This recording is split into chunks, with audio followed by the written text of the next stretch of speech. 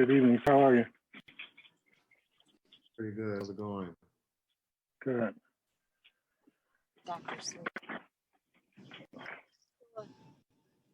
Everyone, Maurice Sweeney, Chief Equity Officer, CBS. Nice to meet you. Dr. Sweeney, we're going to wait a couple of minutes, allow a couple more people to log on, and then we'll get going.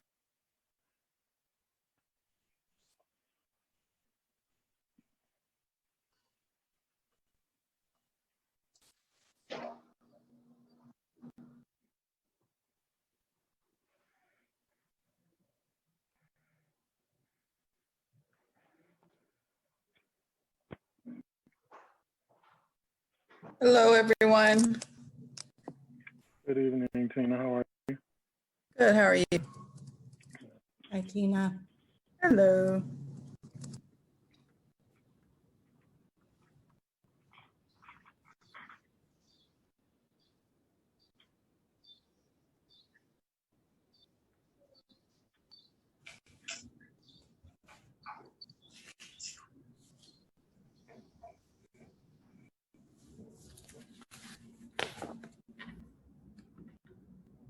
Okay, guys, we're going to give a couple of more moments. We do have a quorum at this point, but let's see if we can get a couple more LSC members and community to log on.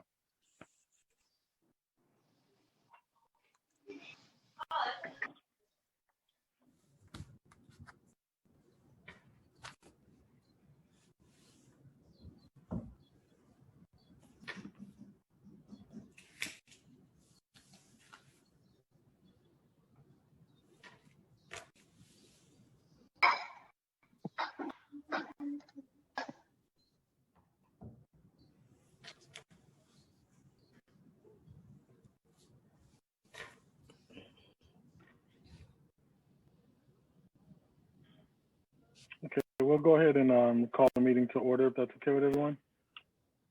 We do have quorum, so I'm going to start with the roll call.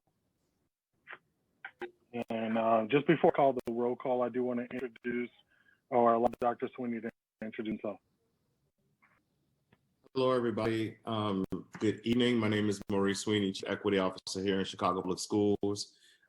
Just wanted to stop on for a few minutes. Thank you, Principal Weber, for giving me time to just speak to LSC members in the community. Quite a few moving parts this evening, so I'll go from like meeting to meeting to meeting. One of the reasons I wanted to just come on and just say I appreciate everybody's drive to do the transformational work around the name change. You know, Agassiz, I think, at the helm of transformation in terms of the school name. We know that there are other schools that, you know, across the country and even in Chicago Public Schools that we have to think about what does the name change process look like? How do we get stakeholders involved? And so you all become key members of that work as we not only want to partner with you from the Office of Equity, but also to learn from you and to learn with you. And so we're excited in engaging this process. So you've received 2 letters from me. One, the first one just really saying that we stick by and we make the commitment that the name should be changed. We want to make sure that you know, we are not upholding structural racism in any way. And so there are opportunities for us as a district to disrupt that. We need to do that. And so we are committed to that. I know some of you have been thinking about this for a very long time. And so now is the perfect time to engage in that work. Principal Weber and I have been working on a plan and a process for really thoughtfully engaging community members.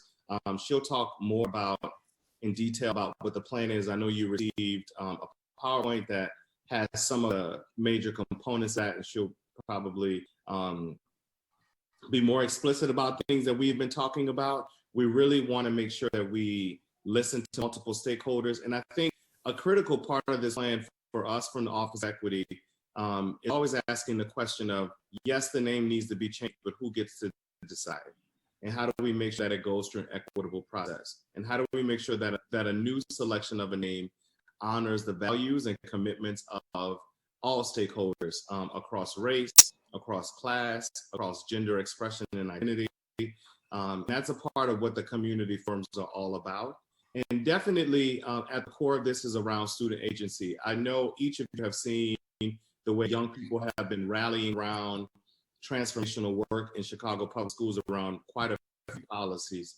And what we wanted was center the voice of young people so that they could look back 20, 30 years from now and say, I helped to name that school and that I was a part of that process. And we believe that if we can get young people continuously exercising their youth agency when they become adults, we truly believe that we are preparing young people for a life of anti-racism and institutional change. So we're excited about that. We have, you'll learn more about Dr. Alan Yahe, who will be supporting the community forums with me.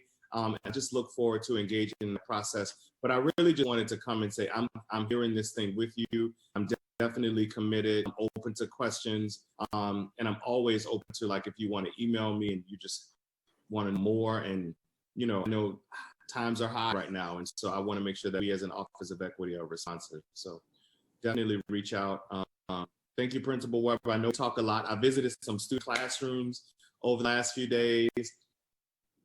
I mean, you are a part of the community, so you know how great your young people are, but they are taking this head on from first grade to seventh grade, and they have a lot of thoughts and ideas, and it's really, I wish that I could have recorded some of the conversations that even first graders were having around who they are and what they believe in and what they want their school to be.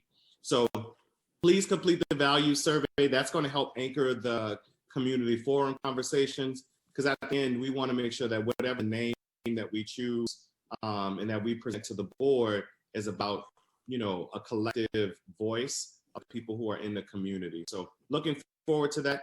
Principal Weber will go into more details later, but I had to come here and say hello in person and not send another letter to y'all. So thank you. We appreciate it and appreciate support. All right, thanks a lot. We appreciate that. So we'll start the roll call. It looks like everyone's on. And so I will just go down and call the names of everyone that I see. Someone, please just let me know. And you can acknowledge just by saying here or waving or however you like to do it. Mira? Here. Carrie? Here.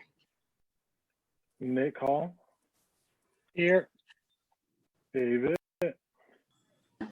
Se sabe igual con eso. Okay. Tina? Chirag? White Allen? Marilyn?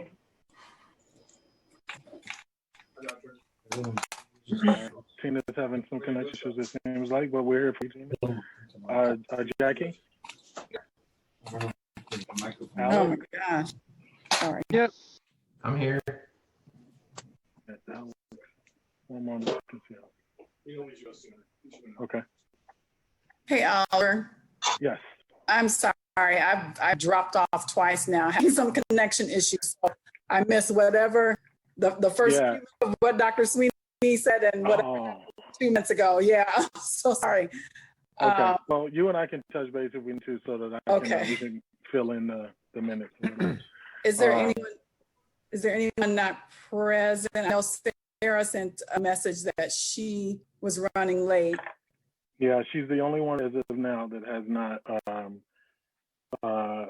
checked in, so she hasn't arrived. So we do have quorum, and so far we have 11 members present. And I'm sure Sarah, I haven't heard from her, so I'm sure she will jump on as soon as she can get them. Okay. So we're going to start with the next item of the agenda, which is the approval of the agenda. So I will go ahead and motion for the approval of the agenda that has been posted that everyone has received. And if there is a second for the approval of the agenda. Yeah. Motion has been seconded. All in favor? Show of hands, please.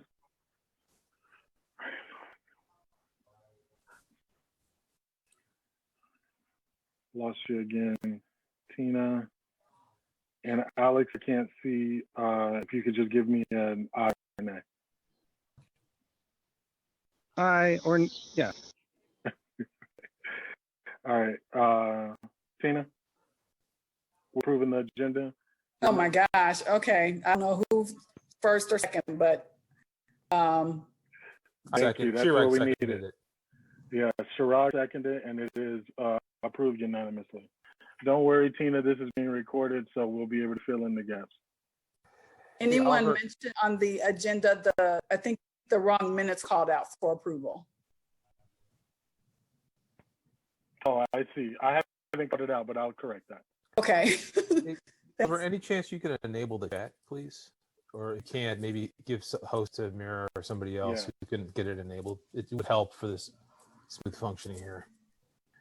Sure. Thank you. Mary, you have the controls. If you could enable, please.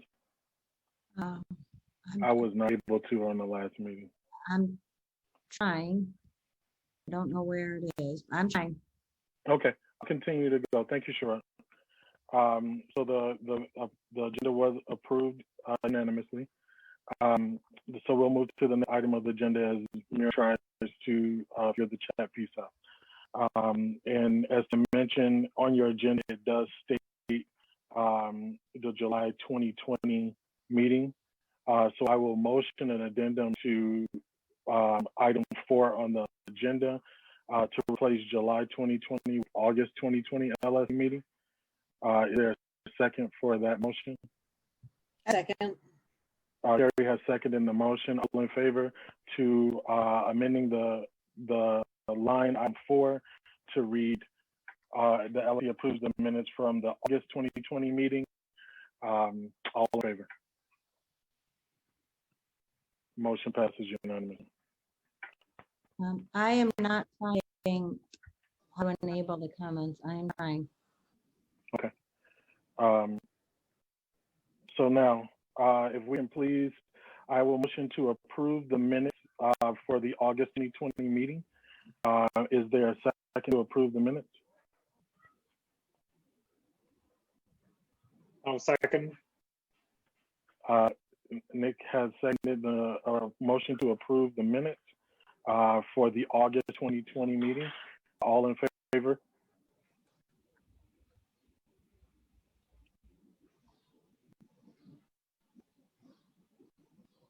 All right. Okay, Alex, thank you. If everyone put their hand back up because it was not unanimous.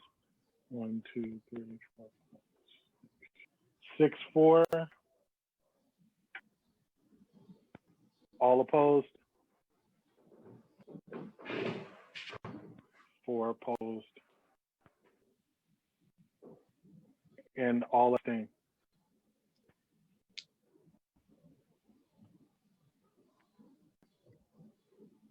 All right. I apologize, the math is not working. So let's go all approved again. All in favor? By show of hands. 1, 2, 3, 4. You know what it is? It's Al. There you go. Alex pops on and pops off. So, okay. All right. The motion to approve the minutes has passed with 7 yes votes and 4 opposition votes, no abstention. Okay. So we have approved the minutes, approved the agenda. We'll move on to the principal's report. So I'm going to present my screen to start before we do the general Q&A around my principal report. I am going to present on the renaming process through the CPS equity framework. I'm going to share my screen.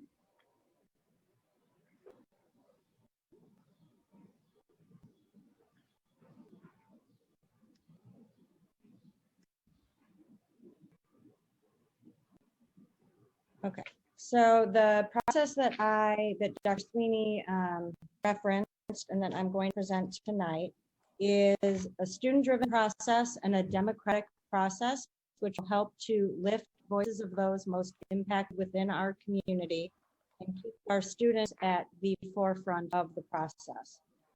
What I'm going to describe tonight is just the beginning of what is long-term work. the process that we presented will get us through November, where we will ultimately vote on a new name for our school. The name that we select will embody the values that are prioritized from our students, from our survey results, and from our forms. The long-term work that goes well beyond November is the work to live out the behaviors and the dispositions of the name that we select. That process will involve deep reflection, and it will involve looking at things like curriculum, at cultural responsiveness, at our processes and practices on a school-based level, our parent relations, and our parent engagement. And through the long-term work is where we will create the true change and create a more equitable school environment. What you'll see tonight, for those of you who want, and this slideshow will be linked to our website. This is the CS Equity Framework. It is linked to their website, and there is more information on all different pieces of what CPS has put into place in terms of pieces they are looking at and utilizing across our district to create a more equitable district for everyone. What we will talk through, and some of the work has already started in September, and I'm outlining by month. In September, what's already started happening is our students have begun thinking about identity, community, looking more closely at names, what's in a name, by looking at their own names currently, which will transition into looking at names and namesakes, including our school building. Our operationalizing our values survey has been open. Staff has taken this survey. It is now open for parents and community. It will be included in our Alderman newsletter for the widespread community to also participate. This survey is part of reviewing our vision, our mission, and our graduate statements to identify the 3 top values you feel are represented within those. The last question of the survey is specific to anything that you feel is not, or someone feels is not represented in those statements that's important to them, so that as we get these results, and they will be shared with the entirety of our community, we will disaggregate them by some of the identifying questions, such as racial demographics, zip codes, things of those natures. That survey is then going to be used to help us think through what potential names for our school could be. And if value is not represented in one of our mission, vision, or graduate statements, part of the longer term work is to revisit those statements and make sure that we are incorporating values that are most important to our community. So you'll see here that the survey is open through the forums. I'm going to describe the forums in just a moment. And we also have Facing History supporting our staff, and they are conducting office hours and professional development throughout the year to help with just additional professional development, but also lesson planning and resources as we continue through this work. There's also a town hall with Dr. Sweeney between the 2 forums, and that town hall is really an opportunity to learn from Dr. Sweeney about the work the Office of Equity is doing to support us through renaming, but also the broader district work that's happening around equity. And it's an opportunity for people to kind of share with him different ways that they see as an opportunity to promote.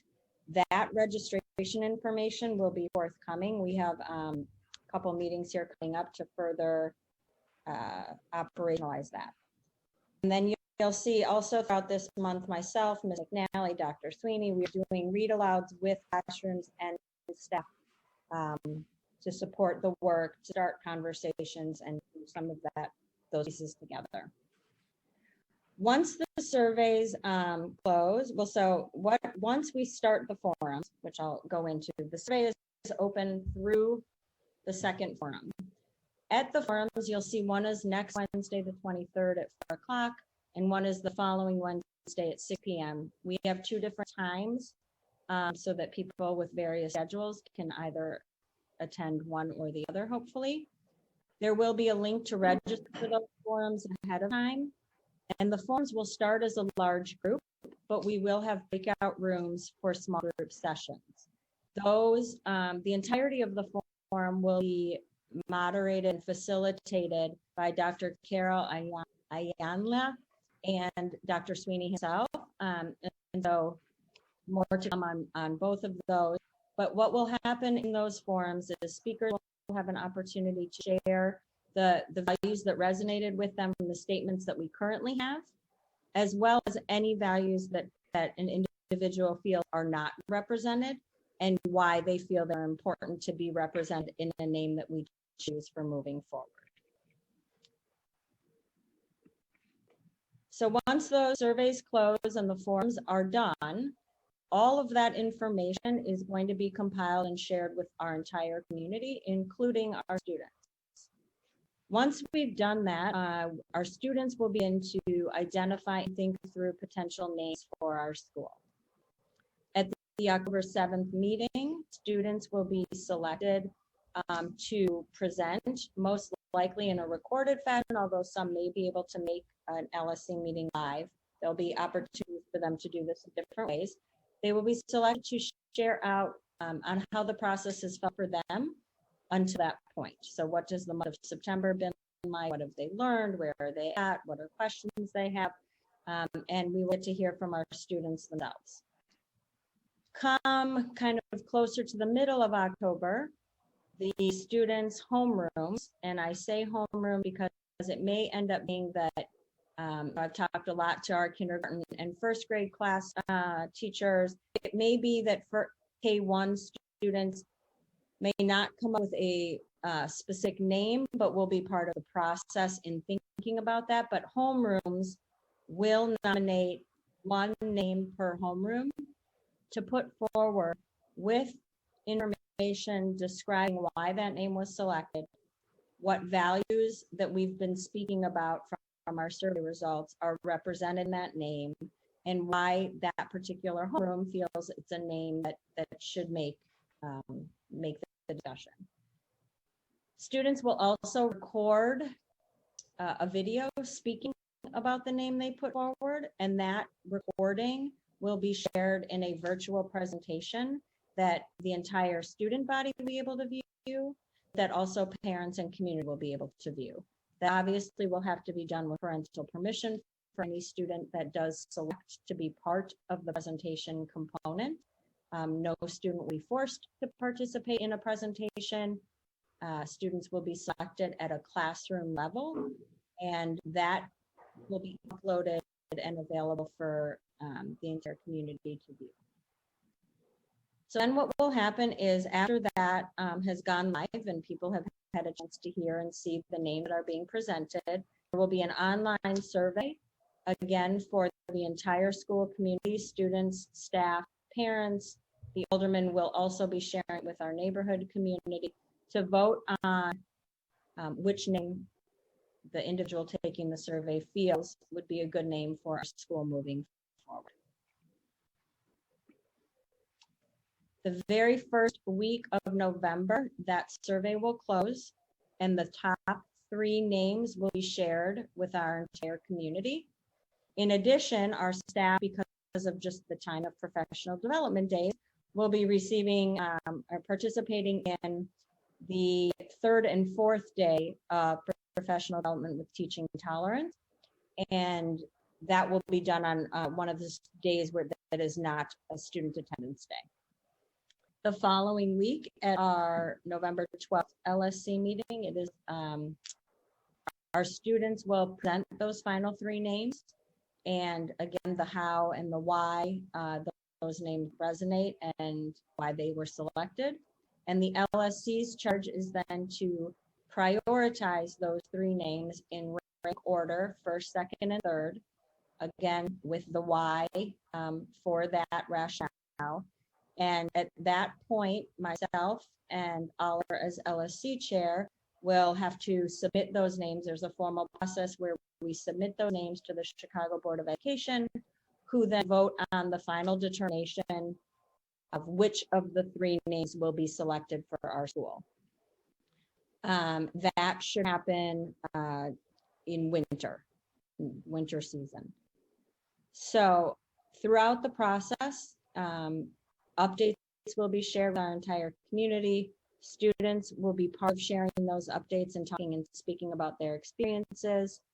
And all of the data that's collected will continue to be shared in my reports, as well as just publications and through my principal posts.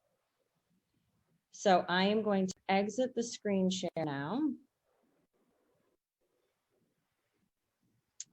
And I will open the floor for discussion from LSC members as it pertains to the renaming and the presentation, but also to the wider principal report that was sent out ahead of time. Hi, Mira. This is Sarah. Incredible work with the timeline and the plan. Thank you for working with folks and getting that together. Apologies to everyone for my tardiness to the conversation today. I just wanted to ask, this is a highly student-led process. I think that's awesome. Really demonstrating how students invest into this work. Can you just clarify if the adults, the staff, will they receive that PD prior to working with students, or is the PD happening that November 2nd? No, so I'm sorry. Yeah, let me go back. We've had already 2 sessions with teaching tolerance and 2 sessions with facing history. And in addition to that, we will have facing history sessions in the next weeks, and all the way up to, again, the teaching tolerance in November, which will be another 2 sessions. So it's been ongoing. We started in our first couple weeks back. So that was 2 weeks ago. And it will be ongoing throughout the process. And Dr. Sweeney will also be working with staff on kind of questions and resources and things like that. That's awesome. Thank you. Tina, you had a question? Yeah, I'm sorry, just typing, just someone else wants to go, that's fine. Yeah, I had a question. Your screen was frozen for a second. I'm so sorry, I don't know what's going on with my connection. I just want to say how great it is to receive this level of detail and to hear that so much work is being done in concerts. It's really great. Really great job. Just a couple questions. With just looking at the information that came out, talking about the survey results and how they'll be, I understand it to be broken down with race and gender and all that. What's going to be used to prioritize? Are you guys losing me? Can you hear me? Am I frozen again? No. Oh my gosh, this is awful. Oh, we can hear you. I think we can hear you now. Okay, sorry. Just for everyone else's knowledge, Mira, I forwarded you some questions late last night, very late last night. So thank you for getting back to me on those. I appreciate it. It was short notice, so thank you for doing that. You guys all look frozen again. Can you hear me? No, we can hear you. Okay, gosh, sorry. Okay, so in those responses, Mira, and my questions, we were talking about amplifying voices of those most impacted. Mm-hmm. And in your response, you mentioned that how the demographics for the survey were going to be, different demographics are going to be collected. Now, is that, I understand what you pointed out as far as the equity framework and diverse voices and all stakeholders being represented, but then the piece about amplifying the voice of those, or anchoring their actions, the voice of those most impacted, are those demographics going to be used for that, or how does that piece? I think I understand the question, although you're frozen. So I'm going to go with what I think you're asking. Hopefully, and I'm sorry, I cannot figure out the chat field, so I don't know what has gone on there. Yeah, so the survey itself, for those who have already opened it, thank you. For those who have not, I encourage you to do so. It does ask specific questions around gender, race, the zip codes in which you live, and those are identifying factors so that when we do disaggregate data, we can kind of lift voices of those most impacted. And so I don't want to speak to specifics of like how that will be weighted, so to say, because I honestly am work more closely with Dr. Sweeney and his team. You know, they've looked at thousands of surveys and kind of done that work. So I'm really going to be working with them on what that will look like. And so I don't want to speak to specifics, but I do want to ensure that people understand everyone's voice is important, but yes, those most impacted will be prioritized or amplified. And I just can't speak to exactly like how that plays out. But I have a team that's going to be helping us look at that, who is very well versed in that work. Okay. Can you hear me? Yeah. That was my exact question. So thank you. That was, you answered. So thank you. Oh, man. You lost her again. Yeah. I had a couple of questions in the interim. Okay. Yeah, let's go. How's the response rate so far on the survey? The value so far as of, I think right before we got on was right about 90. So that's about 50 parents, just about 50 parents so far. I will say when I sent out again through Aspen today, it did seem to generate like a quick response right away. So I think it'll just be something I'll continuously put out there over the course of the next week. And that's purposely why I wanted it to be open for a longer period, because as people come to forums, my assumption is that'll spark someone to go take it. So we wanted to leave it open for a longer period, and then we'll just keep reminding. Yeah, that's smart. Appreciate that. And when's the October LSC meeting? I'm sorry, I should know this. October 7th. October, yeah, what time? 6. Thank you. Hey, Mira, do you ever determine the percentage of our families that are being reached through Aspen? No, you know what? So I didn't, because we had still new families that were being entered. And so now I feel like we'll have a better idea. Even as of today, people still asking to update information and going through that. But everyone who's enrolled does have an email attached to it. So everyone should get the email, whether they're set up on like the parent portal piece of it, they would still get the contact information from the email.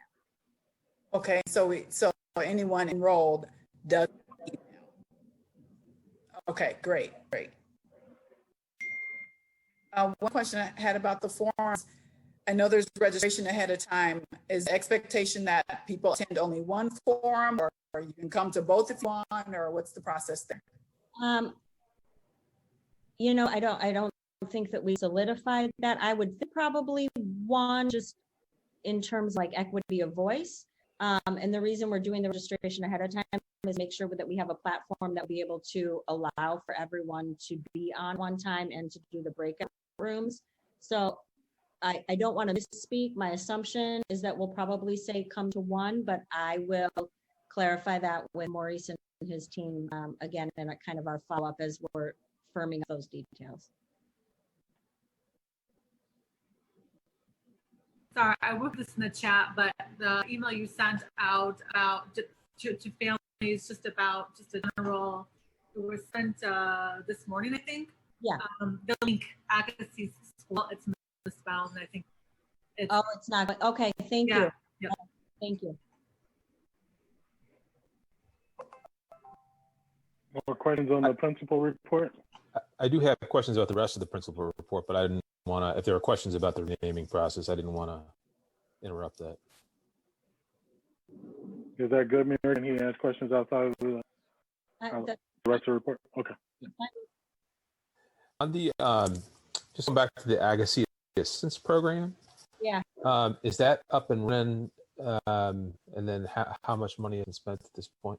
Yeah, no money has been spent at this point. I would say the bulk of the assistance that we've been providing so far is honestly around internet capabilities, device outreach, switching out a device that's not working, more of like the logistics of remote learning, logging on, not being able to log on. So in terms of money spent, no. The assistance has really been around reminding people they can sign up for Chicago Connect, and that kind of outreach and support. That's surprising, actually, just given the scale of like the unemployment. I mean, you did a survey of who's been experiencing loss of a job and whatnot, and just generally how we know this is playing out, at least in our own city. Do you have a sense of why people may not be? Do you think that there are people who probably need help and they're not asking for it? I mean, I can understand why that might be the case, but do you have a sense of what the reason is? I don't. I will say what happened in spring.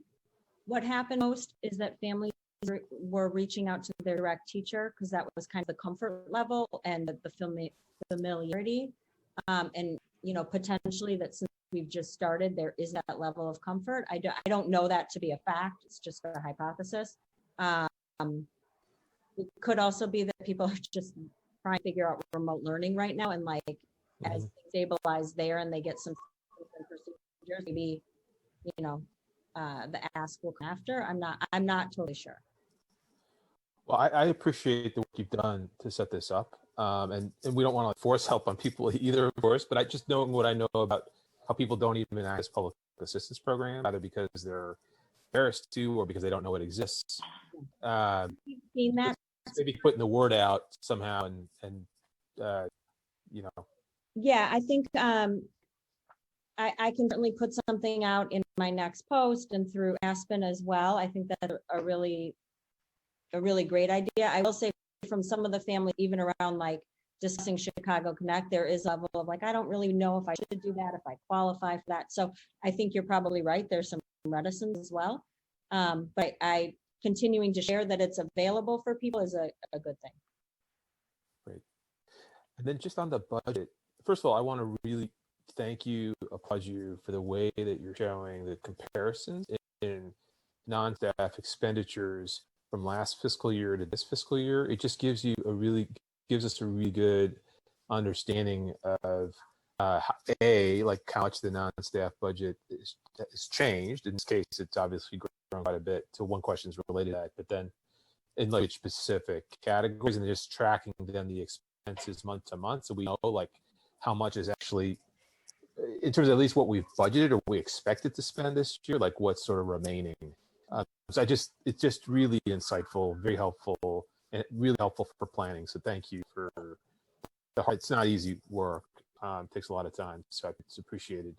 Just real quick, fiscal year 19 non-staff expenditures was like 138. This year it's 233,000.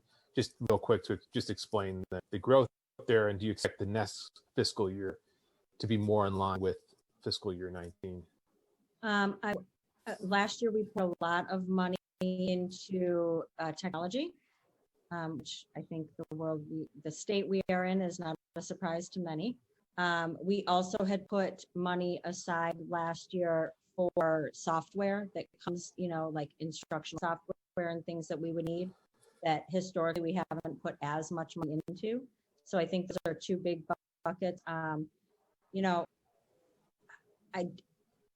My projection is we won't spend as much on devices, although I can already tell you, many of our families with devices from our school, they are very slow. Some of them are very old, not very old in terms of technology old.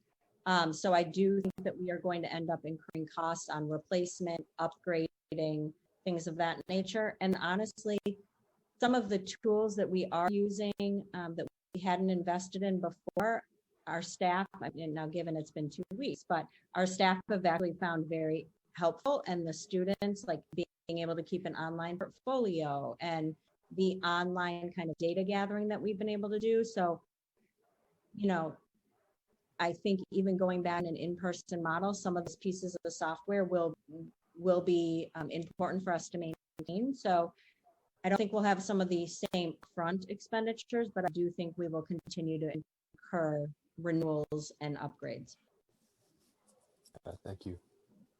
Mayor, do we find that, and I don't know if this is represented as a percentage or a raw number, do we find that there's a percentage of our community that doesn't or didn't take the digital equipment in order to do the remote learning? I mean, like they use their own equipment, like for instance, in my household, we use our own equipment. And if so, did that leave a surplus of equipment? If you could talk about that at all. So I think in spring, some people chose to just use their own devices. I think as people became more aware that now, as we all know, it's a longer period of time, many more families did reach out. Some who said like, listen, I can make it work without a school device, but it wouldn't be preferable. And we've been able to still grant those requests. But what I will say is we have some devices left, not as many as we may have thought. They are the newer devices, and I do think that we will end up loaning them out. One, just because people are realizing they may need a new device, but two, because some of the 3-year-old or 2-year-old devices that we lent out are proving to be too slow for some of the programs that we are using. Like when you have a Google Meets open and you're running Seesaw, do a portfolio, and they're proving to be slow. Gotcha. Yeah. Thank you. Any other questions on the principal's report? Yeah, the last meeting when we spoke, one thing that had come up with just, I see it in the budget, I see it in a lot of stuff, is we had talked about in the CWP the idea of culturally relevant texts, and with the shift to so much digital software, go back and taking a look at any research that had been done on impacts on subgroups. I just want to follow up on that. Yeah, you know what? I've been talking to Dr. Sweeney as well, and using the CPS does have a recommended book list, kind of, or like text sets by grade level, and we've been looking a lot at that. Some of the books you are able to find online through the different pieces of software we have, or through like the CPS library system that has digitized books. I can say for me personally, like I chose to order a bunch of them, and those are the books that I'm using for read alouds, and have built out my own library to have things. But I certainly understand Newsella, Common Lit all have a wide variety of different pieces of text that kids can use. And so that is actually something that I'm still talking to the equity office about, is how to expand that online when we were putting so much thought into how to do that in person. I think we have a good starting point, but as we continue, and even in thinking about like, if someone puts forward an idea for a name of our school, do we have the right text or availability online to support that? And so that's something that I've been trying to think through as well, because you obviously need that at age appropriate levels, depending on what grade recommends a name. Is there information out about that person at, second grade level? So those are ongoing conversations. I think we have a good start, but I, certainly don't think we have everything we need. And then in that, speaking of like the name change process, are those resources or what supports are going to be given to parents so that they can have those conversations at home and follow up in lessons that they might not feel prepared to deal with? Yep. Good question. So Facing History is thinking through how to put together some parent components. I did reach out to Teaching Tolerance about it. Our staff found the professional development just very powerful. They don't do direct work with parent groups. I've shared with Facing History some of that work, and Facing History is working on some things. Dr. Carol Ayanya, who's helping us with the forums, is also very well versed in leading parent sessions and is going to put some work into doing some offerings around parent conversations and parent trainings also. I don't have firm dates on any of them, but they are in process, and we do have commitments from people willing to do them. I really appreciated the school's Twitter account celebrating the work that was being done, and Dr. Sweeney being in the building, et cetera. I also don't want to miss those opportunities to communicate with parents that, it seems like this week or that today and yesterday in particular were big sort of rollout days for that. And making sure that parents know that these topics have come up in class so that, or in their living room, I guess, so that they feel equipped and ready to address those, or to say they're not ready to address those, right, depending on where they're at. No, good point as well. And I think as teachers are building out, I think the first week there were some very ambitious plans that we were going to get to identity the third day of school. And for some grades that just didn't happen yet, which is fine. So this week has definitely been where it's starting to roll out and come together. And teachers have actually started to see in their minds more how it will play out in timeline. And so I think that will be able to be communicated through just the weekly plans overall, but also through our communication to parents. I would just say one other thing that I'd ask for is just to be really mindful of how do we create feedback metrics for our staff. There's obviously a lot that's being put on their shoulders right now. There's a lot of changing things that they're being asked for feedback on. And, to be totally transparent, I was and remain uncomfortable with the idea that the name change is going to fall through an IB process, but I accept that this is how it's going to go. The only thing that I worry about is giving teachers feedback on such a sensitive subject, right? Especially in a time period where they're already feeling overwhelmed, making sure that they have that support so that they can both hear that, feel protected and supported to develop something that they hadn't been previously asked to take on. No, absolutely. And a really good point, Alex, and something we've talked about. And another reason why Facing History being kind of with us as a partner before, but now helping in a more hands-on way specific to this as we're going through it. Kind of the idea behind having their office hours is just a place to say, hey, I'm at this point, what's kind of the next thing? Or how do I start that conversation? Or do you have a good book that could be a jump off point? But a lot of ongoing conversations kind of just around that. So it's a very valid point, and one that we certainly will continue checking in. And Alex, I don't know if this is also helpful. I think, and if a teacher is on wants to correct me, that's fine. I think there's a lot of teachers, especially in primary grades, well, actually in a lot of grades, whose first IB unit a lot of times is around identity. So maybe just taking that as opposed to developing a whole new unit has been the case for many teachers, I think. Yeah, I super appreciate that experience. Thank you for sharing that. I know, I've got a lot of really small kids at the school in some relatively new classrooms too. And tackling this is going to be difficult for everyone involved. We also shouldn't kid ourselves that it's not just the history of our country, the history of our city. It's the history of the LSC, of teachers involved, of staff involved, of parents involved, right? We're also going to have to grapple with and make sure that feedback is as seamless, because I see as much of this process looking forwards about the values we espouse to have. One thing I am worried about and I'm lacking in it is the lack of reflectiveness on what are the values that when we've been asked a question before, we actually acted upon.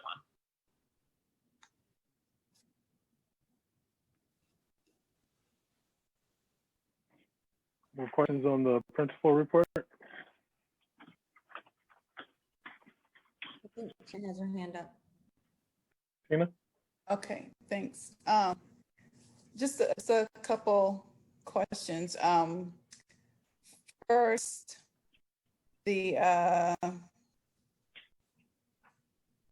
want to just basically commend you on a couple things that are here. For competency C, with the small groups and advisory. I mean, it just looks like there's a lot of student support going on and a lot of opportunities for, even though they're not in the building, for teachers to reach out if they see a student struggling or anything like that. I think that's really great. So I just wanted to commend you on that. And then also, it looks like I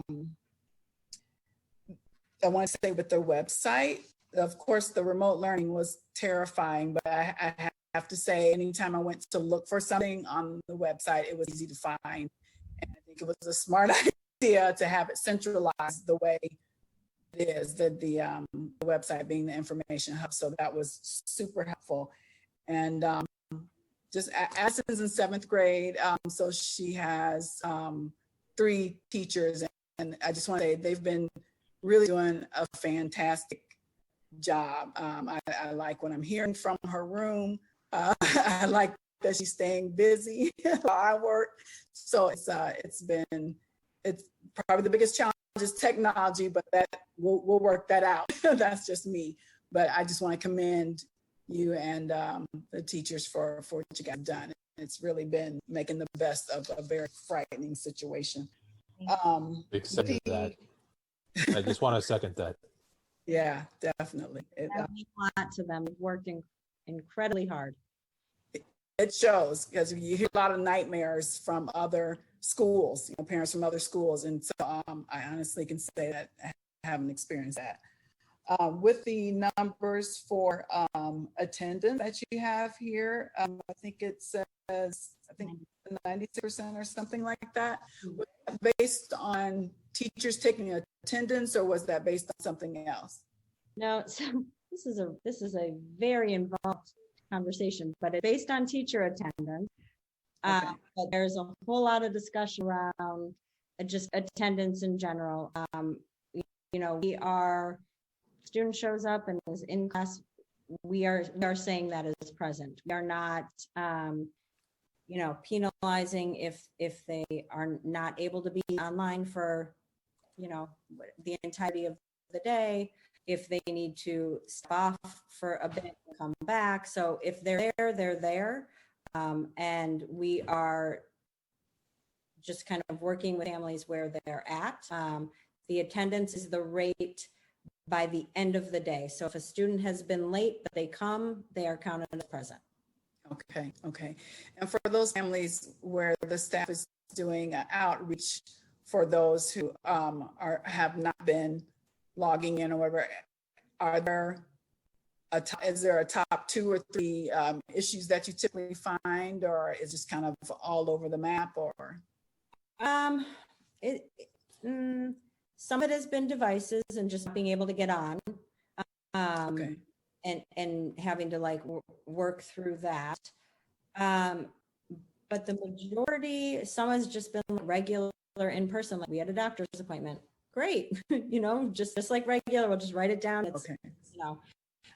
So I would say the majority, if it's not been like a doctor's appointment, it's been something related to not having a device that was working or having connectivity issues. Okay.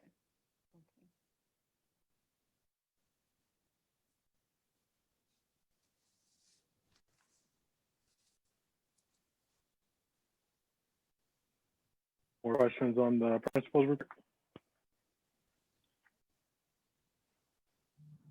All right, we'll move to the next item of the, yes, I'm sorry, Alex, go ahead. Oh, sorry. A second thing that was just said, I mean, the staff's been amazing since Mr. Hall on the call. Super appreciate you hanging out to make sure everyone gets to the independent work. Like, that's amazing. And sorry, my kids take after me and making you stay on calls for longer than you need to. But I also just wanted to say, the emphasis on SEL has been incredible, both in the structured ways, the morning meetings, like Tina said, as well as it's very clear that at least the staff members who are in my house virtually every day are taking it very seriously, and I super appreciate that. Great.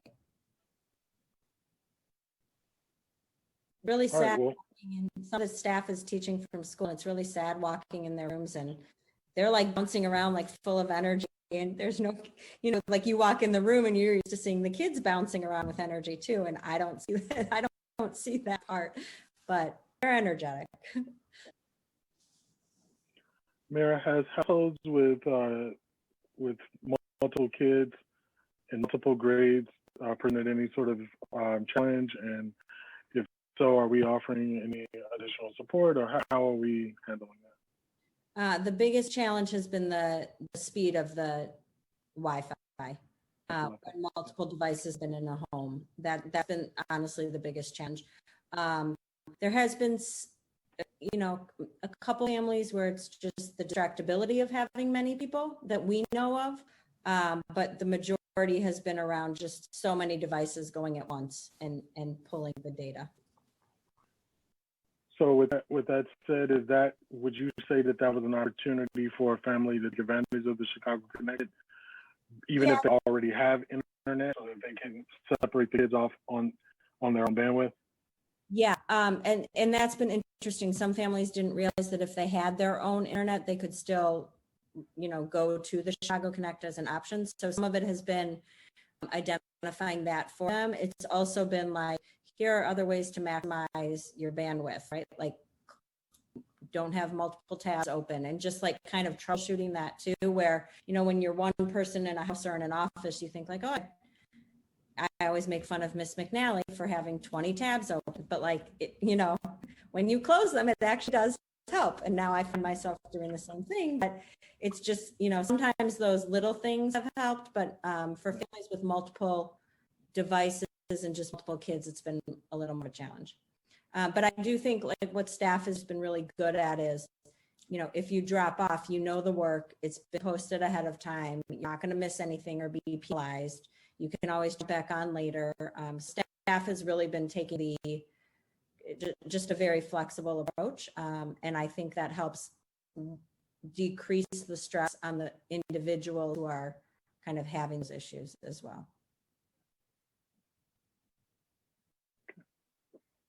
I also just wanted to, sorry, before I forget, wanted to shout out all parents and parent groups that have been sticking together through all of this, because Oliver's question really makes me think that as someone who has K1 and 2, I rely a lot on the other parents in whatever grade I'm not sitting in on at that moment to tell me what's going on. And so I think the more we can do of that, supporting each other, it's fantastic. And, even if there was like a meetup or commiseration squad of parents with multiples, it might be something interesting for the school to facilitate. I like that idea. All right, let's move to item 6 of the agenda, which is budget transfers and approvals. There aren't any other principal reports. All right. So I, of course, I'm looking for my paper, but anyway, so we have a renewal that for accelerated reader and Renaissance learning, just STAR reading and math. And this has come up as a discussion point, the accelerated reader piece. And there was a lot of discussion around pulling accelerated reader off of the renewal and just doing the STAR reading and math, which gives us a lot of our data. But knowing that we're virtual, and accelerated reader provides a very big opportunity for us to check in on other components, we do want to go ahead and renew all 3 pieces of that. And the funding, and of course I don't have my sheet in front of me, so hold on. I'm going to look funny for a minute because I'm looking at my computer screen while I'm talking. But so it is a $6,000, roughly $6,000. I just don't have it in front of me, to renew the subscriptions that we've had. They run out in the end of October.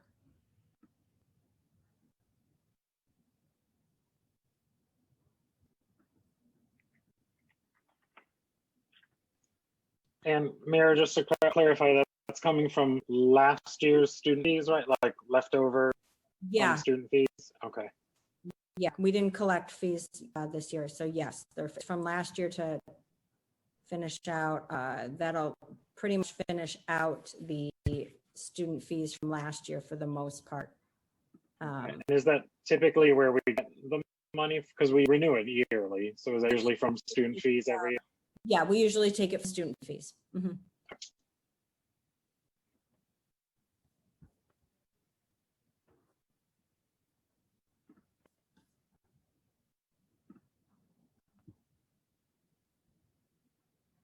Did anyone have any additional questions on the transfers? Or we'll put it into a motion. I can put it in. So I motion to approve the renewal or the transfer of funds to renewal of Star Reading and Math as well as Accelerated Reader. I'll Second second. that. Okay. Motion and seconded.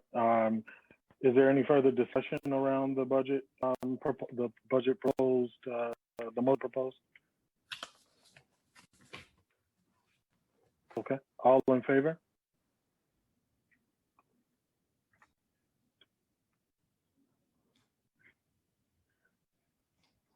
Unanimous. Motion passes.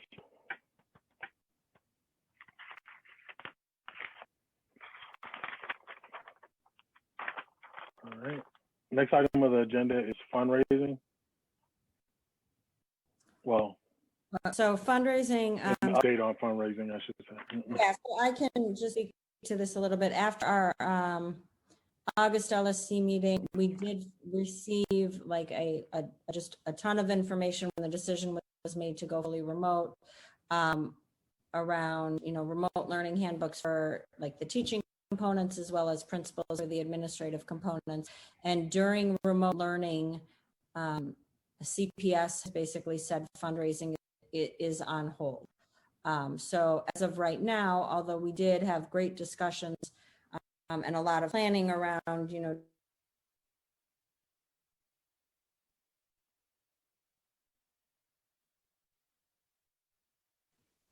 Just freeze for others. Yeah. Yeah. Technology. Well, she's hosting the meeting and now all the other functionality seems to still be working. That is interesting. Hopefully, if the meeting microcosm what teachers off, go through. right. If the meeting does cut off because she's a host and has not passed it to me, we will have to send back out a new link, or we can try to use the existing link. Hopefully, she will start it back up. She did just fall off. Hopefully, that was weird. Is those now? Right. Yes.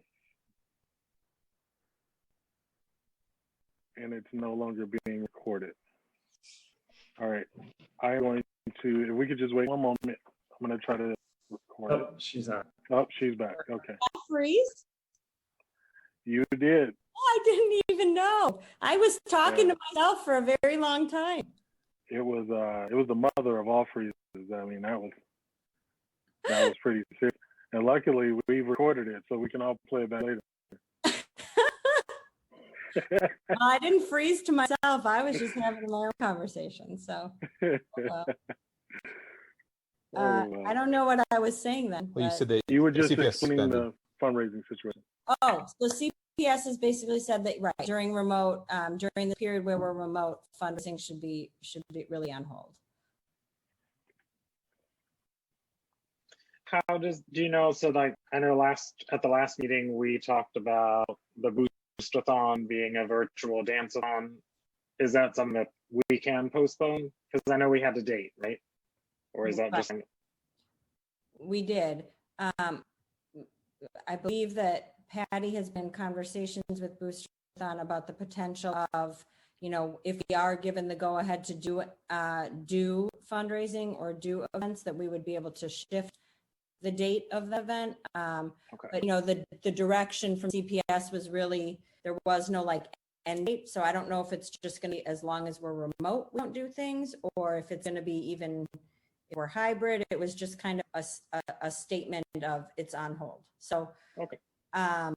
But I know Patty has communicated that with Boosterthon, and that the idea was hopefully at some point, yes, we would do it. Out of curiosity, for those that have enrolled for auto payments, FOA every month, those continue. Yeah, so for any funds that were already, any fundraising that had already taken place, or an auto payment from like last year's pledge drive or something like that, those are still okay to go through.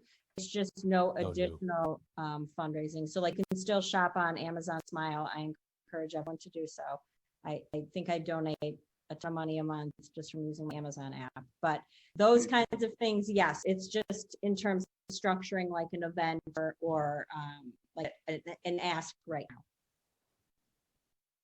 So what happens to the money that we already gave to Booster? I'm sorry? So what happens to the deposit?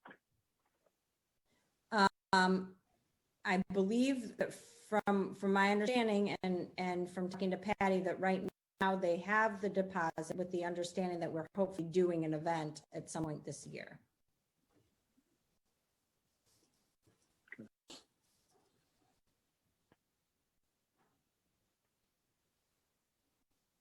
Clarity on terms, is this a should not fundraise, or is this you cannot fundraise? Like, we're shutting this down. Yeah, how hard is that?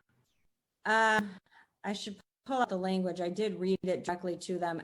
I don't have language on me, and I'm scared if I open a tab, I'm freezing again. But it was basically, you shouldn't. And if you decide to do something, it's heavily discouraged. And the only way you should is if it was like an event for remote purposes, or like to hold an event right now, which, you know, I don't know how you hold an event right now, but it was a pretty different. I've talked to a lot of different principals, and many are just kind of taking the stance of like, you know, until November right now, when they say we potentially will go back. Most places have said like at least first quarter, we're just gonna hold off and then see where we land. So Mary, it's the same, and the communication, is this the same one where CPS has to, like there was like 3 sets of criteria and CPS had to approve anything that was done? Is that what you're describing? There was something like it needed to be approved by, you know, some senior officer or whatever. If something were to happen, it's actually on the website now for fundraising and volunteering. Because that language was definite. You mean if we wanted to do something? Right. Yes, we'd have to communicate that. To CPS, right? Correct. Right, that's what I meant. Okay, it's not, the decision isn't happening at the school level. No. Gotcha, that's what I'm trying to find.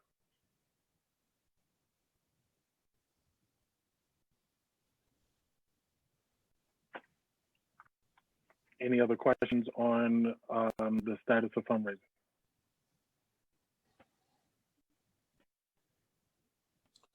Okay.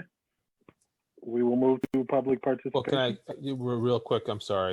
I mean, Mira, at what point do we need to be concerned about, like if we project how much money we usually raise from the school community,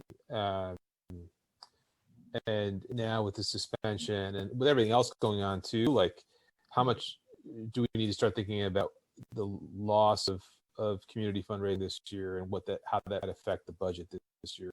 Yeah, I think, you know, I think we see kind of come end of first quarter where we are in terms of our situation. And then like if we're going to go back hybrid, or if we're staying remote and CPS's guidance is still same, then I think we start, you know, having conversations around do we approach them for permission to do some, you know, kind of dance thing where it's like community building, but also there is a fundraising piece. I think come, you know, as we get closer to November, we will have to start thinking through that.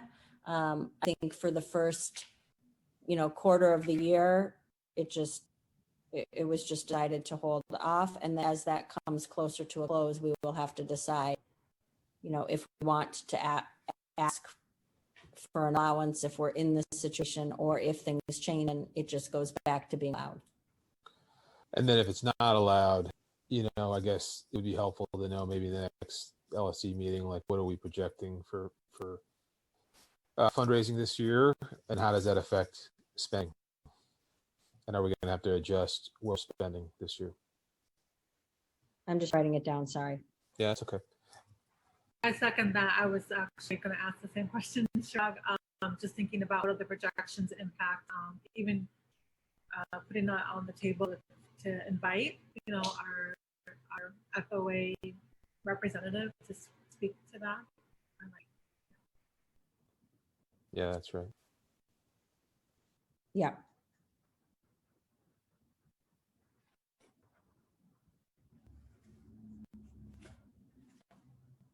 Any other questions on raising?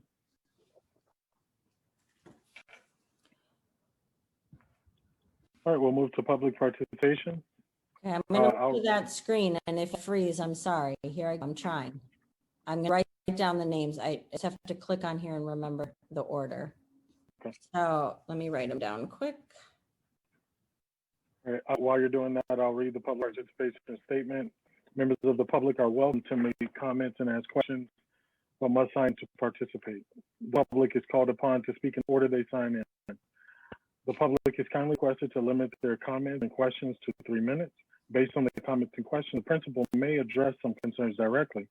If necessary, create an action step for the LSC to follow up with in the involved parties at a future date. While the LSC will do its best to address any comments or questions when necessary, more time may be needed to adequately address the particular concern. So the first would be Patty Lengoff. Hi. Patty. I really just wanted to say, I don't have a question. I just really wanted to comment on how I felt Ms. Brown Rivera was doing a really amazing job this week with the fifth graders, Mr. Wrench as well, especially around the conversation about social identity today, and the reading of the book, Mira, that you read to the class the other day, but also I just like the way it's being handled and the way it's kind of going a very mindful process. And today they were talking about social identity and think about how that affects your thinking on privilege. And Cooper and I had a lot of really, really good conversations about it after. So really, I just wanted to say kudos to Brown Rivera and Mr. Wrench for leading that discussion in the class today. And I think the kids are really, I could see they're really listening, and they're really taking it in. And I think they're really going to reflect a lot, which I think is going to help with this process once we go through the naming. So that's really all I want to say. Thanks, Patty. Thank you, Patty. Thank you, Patty. Jonathan Beck. Two really brief things. First, I do appreciate the fact that we are recording now. I would ask where and when those recordings will be available.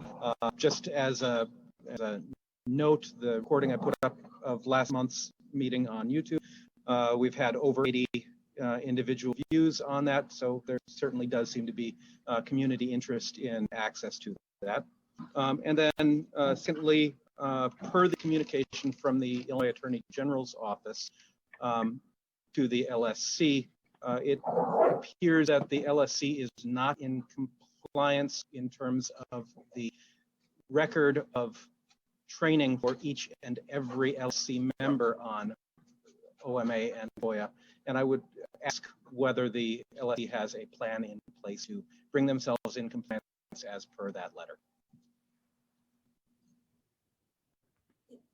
Sorry, John, I was trying to write that down. Can you restate not in compliance on records of training for, say it again? So not only must the FOIA officer for the LSC have completed the state's mandatory FOIA and OMA training, and the records of that training be recorded each year, but once per other member, any member who is an elected or appointed member, but not the FOIA or OMA officer. The Attorney General's office indicated that the training must be completed and that the electronic record for those trainings must be held by the LSC for public review. Got it. Thank you. Molly Alvarez?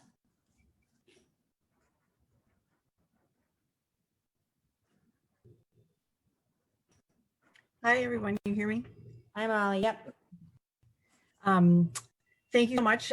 First and foremost, I want to second and third and fourth, whatever it is, all of the feedback that people have given on the remote learning and the situation that we're in, and just the list that the teachers have gone to has been great. And I'm wondering, are we going to have a survey to formally collect parent feedback on remote learning? So both the positives and maybe where improvement is still needed, and just wondered details around that. So I'm sure that will be helpful on all sides. Also wondered about, I know that you indicated that money is being spent on technology and software, but I also believe that teachers are not given computers by CPS, or maybe not all teachers. So was wondering a little bit more about how we can ensure our teachers have the technology that's needed to be implementing their classrooms right now. Also, in the past, we've had a special welcome open house for new families, and was wondering if that was something that we are planning for this year as well. I know certainly from a second grade perspective, there's a lot of need and desire to connect, and wondering how we can help facilitate some of those types of things. So we'll collaborate on that. Also, as it relates to the Agassiz assistance budget, we'd just love to know more about how much money is in the budget. And if we're not allowed to fundraise this year, how do we increase then our opportunity to help families? If we're able to shift money, or is that something that's maybe outside of CPS purview? I'm not sure. And then also wanted to say thank you for the second grade resource, Mr. Hall. We're excited to have you as a resource in second grade for reading. And then finally, just wanted to know if we can socialize more the LSC election information. I know that it was, I believe, sent out at some place, but I can't find it, and want to make sure that people who are interested in applying to the next round of LSC elections have that information and where to go, and the deadlines for that as well. And I think that's it. Also, I'm excited for the name change process to begin in second grade, so we'll look forward to that ahead. Thank you. Thanks, Molly. Dana Carmen. Sorry, took me a second to unmute there. I feel like I'm in one of the Google Meet. I just wanted to ask how the enrollment numbers are this year, and whether or not we were seeing more or less students, or the same. And then as the students are moving into the process of selecting a school name, I know they're starting right now around identity, which sounds great. I was just wondering if these conversations are going to shift around being told explicitly why they're selecting a new name, and conversations in education around that part of the process. And that was it. Thank you. Thanks, Dana. Okay, so let me go back to that was it. So let me go back to the top. Thank you, Patty, for the feedback. I also had the privilege of hearing some of that fifth grade discussion today, and helping my fifth grader with the idea of what is privilege and what is social identity. So definitely appreciate the feedback around, you know, what that's meant, and the conversations that it started for you as well. John, definitely recording tonight. The where and when posted, I have to figure out, honestly. I have never recorded a Zoom session, so I'm going to be learning once it saves tonight, and I will get it out. I just have to figure out how I'm going to do that once once it's recorded. I can address the OMA questions, Mayor. Oh, great, go for it.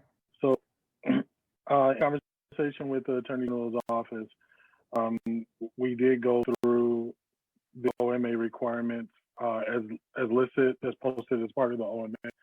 And then generally, all elected officials will generally be responsible for taking training on OMA. In order to answer OMA related questions, every public body has an individual who is the acting OMA officer as well as the FOIA officer. That doesn't have to be the same person, often it is. That training is also taught at the level of the state's attorney's website, and that is the certification training that the OMA officer goes through. As far as other LSC members, that's certainly an option, but LSC members, especially outside of, be different from every other public body, goes through multiple training modules, which include OMA training. So in my conversations with the district attorney office, we were able to identify where CPS's OMA training does qualify as the individual training per elected official. Now, the designated OMA officer is responsible for additionally, outside of CPS training modules, to be certified by the state. That doesn't mean that another individual can't do it. It just means from a requirement perspective. The CPS training does suffice as training for OMA. Can we get just confirmation from CPS, the Board of Ed, that we are in compliance? Please, I want some documentation. And then, if we have to get them from the Attorney General, whatever it is, I just want to see some documentation, some paper that we are not out of compliance. Is that possible? Can we get that? Who are you asking? I guess I'm asking you. I will inquire. What I would recommend that you do. I'm not asking you to inquire. I'm asking you to actually get documentation. Then no, you can contact your official at CPS in the Office of Local School Council Relations. I am the OMA official, and so I just told you that is what it is. If you want additional documentation, you would need to contact the Jose Ortiz. Fair enough. Okay. Thanks. Molly, remote learning survey. Yes, absolutely. I did one after the first day just to get a quick pulse, but yes, for sure. Another parent survey is coming. Additionally, I'll do a staff survey. I'm also going to be hosting this is not, this will be going out this week, Tuesdays with Mira at the end of September for families to share. Will specifically be focused on remote learning, kind of troubleshooting, general feedback, things of that nature. So there'll be a form for that as well. Technology for teachers, just last year, I believe, and the year before, we purchased, I believe it was over 20 new laptops for teachers. I do believe that there will be need for them. Many are realizing like it's great to have a monitor and a computer right now, especially so you can see the kids as you're presenting things. So I definitely think there's need. I did, some teachers have written donor shoes for specific pieces of equipment. Ms. Wallace and Ms. Clark both just got theirs fully funded, as did Ms. Zarnick. And I did add onto the Agassiz website a Donors Choose link. So I've been just kind of trying to put new Donors Choose up on that link. That's one way that we can support them, obviously, as we're in this right now. New families. Ms. McNally and I were actually just talking about new families, and we usually do a new student orientation, and we're trying to think through like when's the best time to do that. We don't want students to like have to give up their lunch, which is like the only tech free time they have to do something like that. we also don't want to pull them out of a class per se. So we're trying to think through structures for students, but also for families, and that will be forthcoming for sure. LSC elections, I did speak to Jose today, so some information is coming on that.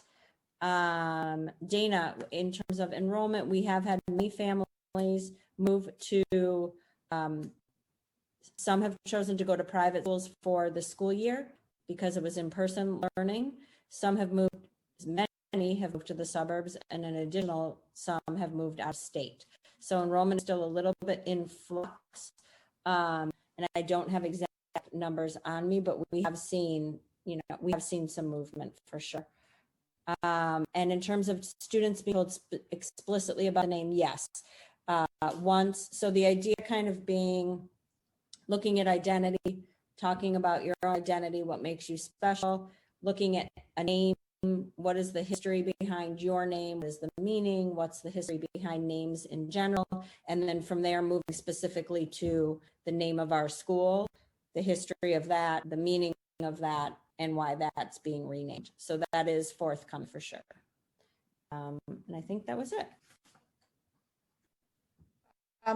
There was one more question from Molly. Oh, I'm sorry.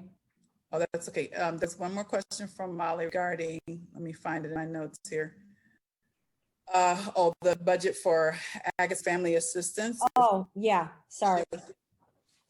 So to be honest with you, that money that we were going to be using for that was going to come from the fundraising that we were hoping to do with Boosterthon.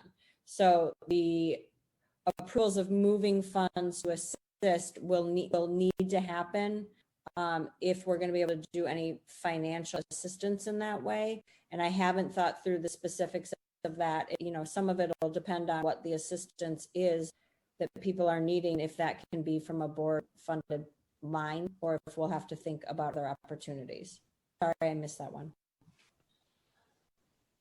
Oh, so we don't have money in the assistance fund. No. That was going to be, as we were talking through starting the Boosterthon, that was going to be a portion of the money raised this year was going to be to help get that program off the ground. Okay. So if people were coming for assistance, we would not have resources to respond. Depending on what it is, no. If it's financial, we'd have to think really, we'd have to be thinking through if there's any money currently allocated that we would be reallocating, and if then we could do that from a school level, or if that would have to be something from a Friends of level. Okay. Hey, Mira, I just have a question kind of piggybacking off of what Dana was asking about the kids as they move into the different particulars around the rename. Is there some kind of, I don't know, check-in or group discussion to ensure consistency across grades? Okay, can you speak Yeah. a bit? Yeah. Yes. So our portion of our grade level team, grade bands each week are going to be checking in, kind of where are you in this process? How did you introduce this? How did you discuss that? Where are you going next? A particular book that we're using, multiple grades are going to be using. It's actually the one that we read in 5th grade, the name jar. So sharing of resources, facing history is also helping with that. So being very intentional about working particularly with 6th or 8th grade and thinking through other opportunities around specific lessons around eugenics and those kinds of things. So there is definitely conversations about the how, the when, and the resources that we're using. Great, thank you. Yep.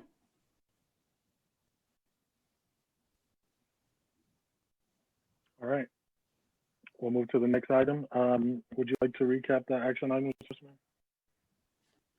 If we have any? Sure, I can try. Looking at the impact of fundraising and what the impacts of not fundraising be on our budget, some kind of, I didn't say it articulately, but thinking through the Agassiz assistance more if families do have specific needs, require funding. And then I wrote it down as a support group for families of multiples, but thanks, I was trying to capture, but that's a very short summary. And I think, hold on, let me make sure. And then figuring out what to do once this is fully recorded and how I take care of that. Can I add? Oh, I was just wanted to add, and I think it came, if October, we'll be talking about fundraising, right? Or like looking at Impact of not fundraising? Yeah, impact of, yeah, is that, was that on the next meeting, or I can't remember? I just heard you say something about it. Or November. Well, I think, so we won't be fundraising through November as of right now. I can start thinking through impacts and yeah, we can start conversations, but I mean, come November, it may change. I don't know. Okay. Because, It you might know, be for the November meeting. yeah, Revisit it it's then. going to be different depending on if it's just in November or if it's going to extend further. So we can put that for November. That's fine. Okay, and then so at whatever meeting it happens, I do think it would be good to have, you know, Patty or someone from FOA,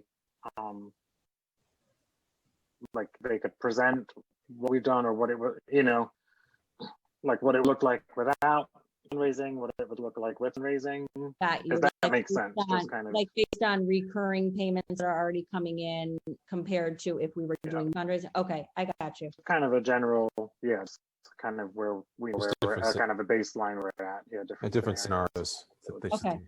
So yeah. And Mayor, and then communicating election. Sorry, Oliver.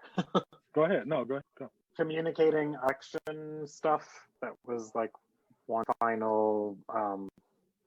Yeah, I talked to Jose. I talked to Jose today with. We're waiting for that.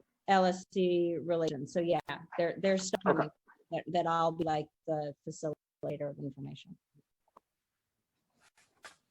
For the Agassiz, are we looking at non-financial ways as well? Because, you know, I know that when we talk about the well-being, we're talking about financially, but there are also, you know, communications of resources.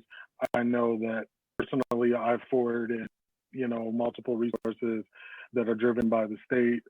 Also, you know, groups that are working with parents in different situations, whether it be CPS and, you know, which schools have the in-person, you know, monitoring or so on and so forth. Whatever resources are out there, are we looking outside of financials?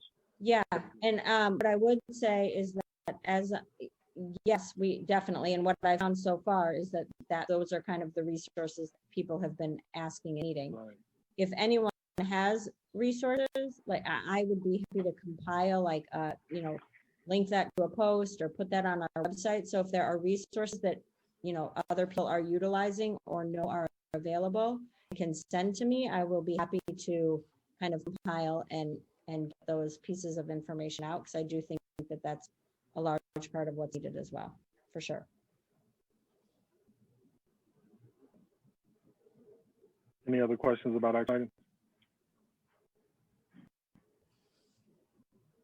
All right, our next meeting is on October 7th at 6 p.m.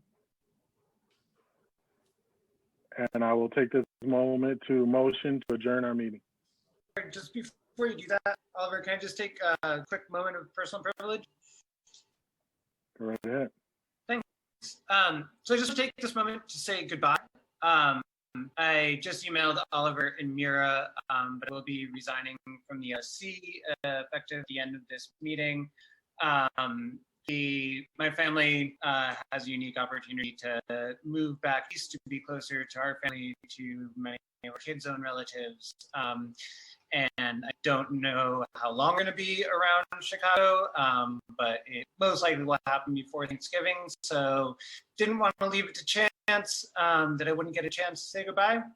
It has been an incredible pleasure. I want to thank everyone on the LSC. I think the challenges that we face and the issues that are out there won't go away by themselves. And so thank you, each and every one of you, for showing up to have those struggles, because without those struggles, the world will not become a better place.